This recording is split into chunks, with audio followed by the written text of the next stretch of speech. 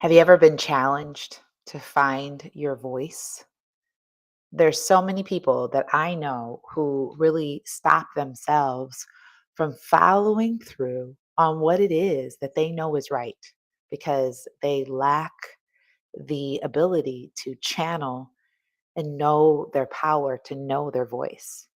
This is something that I know all too well. And this is something that I spend quite a bit of time talking to people who really are struggling here because they've been afraid to speak up. They've been afraid to share what it is that they know is right, either because someone is not treating them well or they have a boss that feels that they have power over them. And so they are not giving them the right to, to respect, to kindness, to being treated fairly. And a lot of times, a lot of people just sweep this right underneath the rug. So that's the reason why I wanted to go live here as we do every single Monday, Wednesday, and Friday at 9 a.m. Eastern Standard Time. And I wanted to talk about today's Rise with Diana podcast featuring Rise Advocates Academy graduate, Advocates Ambassador, Charlene Katzner. We affectionately call her Char. And today, I'm not going to go through all the elements of everything we discussed in that podcast because I do want you to go listen to it. And we're going to link that here in the notes. But what I want to share with you is that we often come to spaces in our workplaces, in our communities, and in our homes with a lot of different layers that we've come to know. And a lot of us have been programmed to be silent. We've been programmed, and I just want to go on record here and say there's sometimes when silence is necessary because there needs to be time for you to pull away, for you to deeply review and analyze. We call it our passion method. You know this if you have been following us for a long time. I mean, we believe in pausing, we believe assessing, and we believe in getting space. But what we don't believe in is never, ever, ever having a voice. That's why we have the S in passion is to speak. And a lot of you have really thought, oh, well, I'm just going to keep the peace and not say anything at all. Well, that merely means that you are complicit, right? Because you've chosen the path of comfort. You've chosen the path of just let me just ignore my feelings. Let me ignore everything that I feel and just numb myself out. And that's not a positive way forward. Keeping the peace is one thing. Absolutely. We don't want you to cause problems. We don't want you to be the root of an issue. But what we want you to understand is that making peace is where we want us to be, and that sometimes requires discomfort. That requires you to be able to look deep within yourself and understand what's causing dissonance, what's causing some of the disharmony in your relationships, whether that's your marriage relationship, your work relationship. It all transcends back to a level of worth. And so I want to preface today's conversation with this understanding that I truly believe that we should not make assumptions. I believe that we should not be living lives where we are assuming what the other person thinks. That's not our job to assume what people think. That's part of the problem is that when issues arise, we tend to try to fill in the gap of what we don't know with our own ideas. Wrong position to be in. Because when you start filling in the gap, well, I wonder, she's probably thinking that, or he's probably thinking this, or why are you doing that analysis? That's not for you to understand. The courageous thing for you to do is to be able to articulate what you're feeling, understand how that impacts you, how you're responding to the situation, and assess yourself that way. If you desire to know what the other person thinks without filling in what you think, it's courageous enough for you to have the conversation.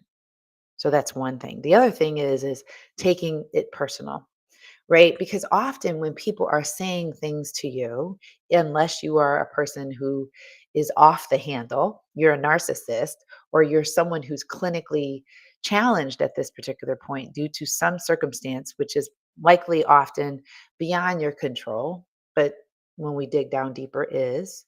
But let's just say that's not the case. It's not for you to really take it personal. We really don't need to take anything personal.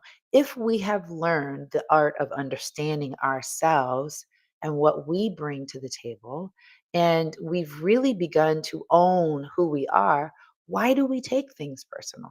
Why do we allow other people's thoughts, ideas, and conversations determine our path?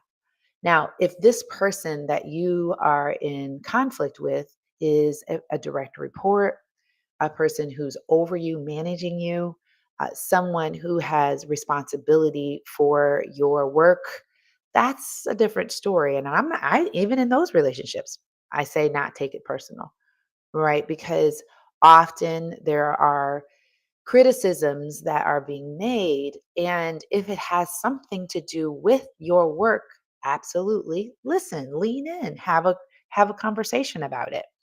If the person delivering the information is derogatory, disrespectful, or has some sort of ill will against you, that's not something for you to own. Now, that's something to have a conversation about and then put forth your desire on how you want that relationship to be had. But that's not something that you can own. Now, I am sharing all of this great information all because of personal experience. I have consistently found myself in situations in my corporate jobs, in my work, where I was up against the ropes. I was always feeling like someone was trying to do something against me. I was always living on the defensive, believing that there's some sort of kind of way in which someone's trying to do something to put me down. That was the way that I used to live my life. It was horrible because it was such a heavy way to live my life. And I was always feeling frustrated and angry. Now, I had the opposite effect. I had a voice and I was going to use it and I was going to say it and I was going to talk back. I wasn't going to allow anyone to be able to have a conversation about me. And my way of dealing with things was to either say it and say it fast and say it loud, and then, of course, walk away. And that, of course, doesn't allow for any good relationship. And so I had the opposite factor, even though I still needed to find my voice. I needed to find the calm, ease way of dealing with situations without feeling like I was constantly going like this. And so, those of you who say, well, I don't have any voice at all, I can't speak, I don't know how to show up, and those who are blurting out, constantly saying things, taking everything personal, making all sorts of assumptions, both need to find their voice, both of them. And what I am not impressed with is people who can talk a lot, share a lot, speak a lot, and say nothing because all they're doing is putting forth their poison. They're taking their hurt, they're taking their harm, and they're spewing it out everywhere. That's not your voice either, right? That's called hurt. And when you spew hurt, you hurt others. And so I do believe that when we are going through this analysis and we're taking time to arduously understand our voice, this is what Shar Katzner did. Charlene is a Rise Advocates graduate. She is a person that I had the beautiful honor in meeting when she was working at her company, Solana. When Solana was bought out by Sandata, we stayed in contact. Shar was dealing with the inability to be able to speak, right? Because of all the layers of things that she'd been through, the trauma that she'd been through, and how she was programmed not to speak. And so we went through how to speak. And also, when we met, which was about 2019, 2020, it was right about the time of COVID and all of the social unrest. And it was at the same time when people were saying white people don't have the opportunity to speak and white women should not speak. And so that was another added layer, and that was a narrative that we know was going on in 2020. And our work together allowed her, through her own study, not just the academy. She took effort to join other organizations, to align herself, to learn, to read, and be in places where she didn't feel that she was invited, but she went. This is how you find your voice. And that's what Shar Katzner did. Shar took extra effort to do it. She was determined. She had a purpose and she had a desire to want to see her work and the generational impact that she wanted to make come through. When you listen to the podcast, you will hear her talk about how she, when she's at a training and she said that someone the actual speaker said, "Well, if you're not saying anything and you're being silent, then you are being complicit. You are allowing it to happen." And she said, years from now, I don't want my kids to look back on this experience and say, my mom did nothing. All she cared about was living her life." And that is a decision that she made. And at this time in our lives, we all need to ask ourselves, where's my voice in this particular situation? After all, you were born in this generation and in this time period for a reason. It's not as though you were just plopped in this time zone or this time place just to kind of hang out and just do things. And I really believe that if your heart is being pierced, if you have this thought, you have this feeling that you need to do something and rise, yes, you do. And we are happy to help you with that. And I want to share that Shar, there's just so many things for you to share, but that's the reason why you can listen to the podcast. And that's why I'm not going to be too long. But Shar decided that she wanted to go further. And it wasn't like she just thought she did. This has been deep in her heart. This has been something that has been unfolding for quite some time. And so she took the next steps and she started to get involved in her community. And she started to realize through study, through leaning in, through being in places where she thought, I need to learn this, she found voting was a way for her to cast her vote, right? Cast her voice. And so she started leaning into this, joining different groups, and even writing her blog, Undaunted, Undaunted, Undauted, Undaunted. Her blog and started writing that way as well.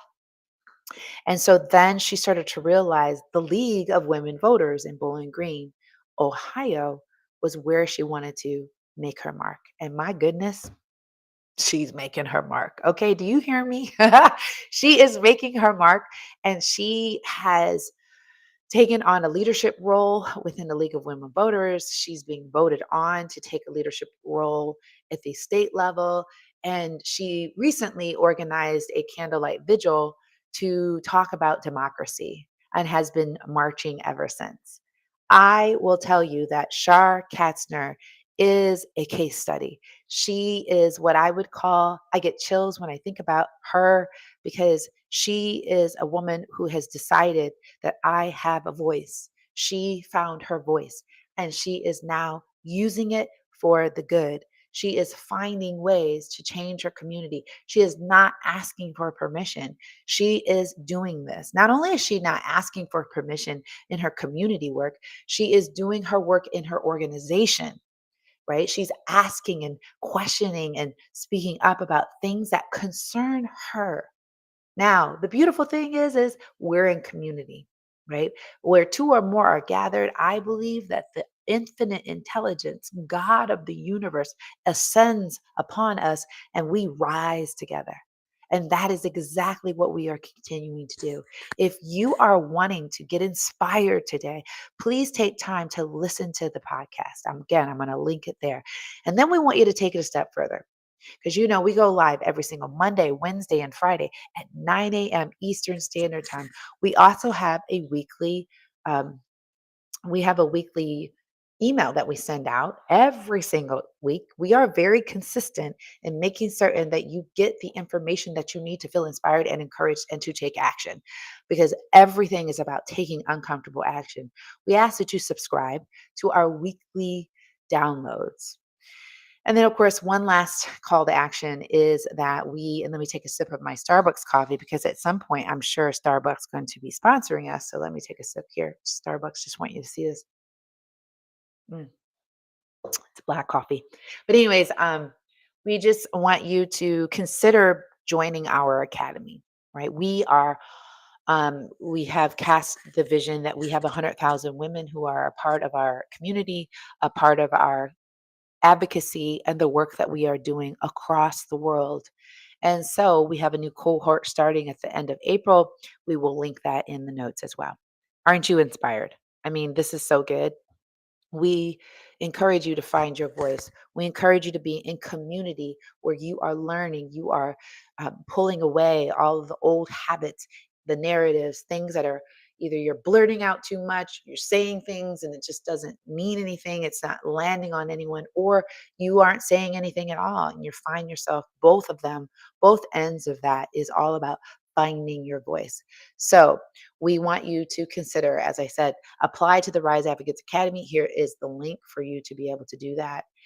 And we look forward to seeing you hopefully in a cohort. We hopefully look forward to seeing you signing up for our weekly downloads. Until then, we will see you on Wednesday at 9 a.m. Eastern Standard Time. And of course, every single Monday, Wednesday, and Friday, 9 a.m. Eastern Standard Time. Thank you, Shar Katzner, for being a part of the Rise Advocates movement and for sticking with me from cohort number one. And we are going to continue to rise and make our families, our legacy impactful. All right.